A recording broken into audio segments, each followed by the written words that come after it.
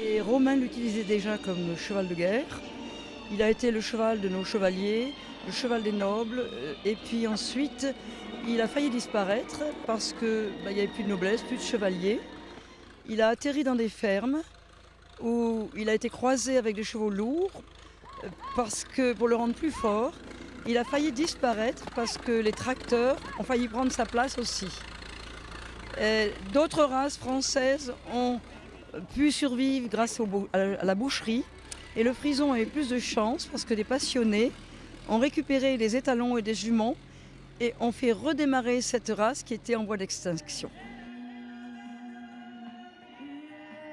Ce qui est vraiment particulier pour moi, c'est la sensation de voler. Ça vous emmène un frison. Il y a l'élévation et un autre cheval ne donne pas d'élévation comme ça. Celle français, ibérique, j'ai pas eu cette sensation. Et puis c'est un travail plus profond. Il faut vraiment chercher le cheval pour vraiment obtenir le travail. Et une fois qu'on a, on l'a avec eux. Puis c'est leur tempérament. C'est des choses spectacles. Ils sont là. Si on les voit partout dans les films, traditionnels ou d'épopées, c'est parce que justement ils ont un rendu, ils ont quelque chose en plus. On ne donnera jamais à un ibérique autant de flamboyance qu'à un frison. Et s'ils sont toujours en tête de tous les films, c'est parce que justement ils ont cette flamboyance. Et le cavalier lambda, quand il voit un frison, ça lui donne du rêve. Et puis moi j'aime bien rêver, et puis j'aime bien frimer avec eux. Le frison, c'est une crème. Il a un caractère en or. C'est un cheval vif, mais bien dans sa tête. Quand on sait s'y prendre avec lui, on va partout avec. C'est vraiment le cheval de rêve.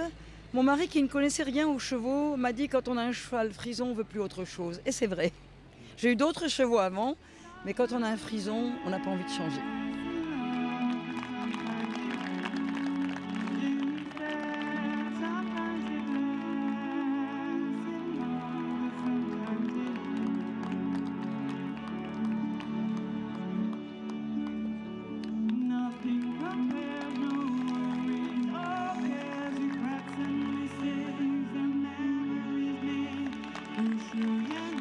L'élevage français est d'une réelle qualité égale à celle des élevages des Pays-Bas, ce que beaucoup ne savent pas. On a de très bons produits en France qui sont de qualité égale à celle qu'on trouve dans le berceau de la race. Doucement avec toi, nimm mich.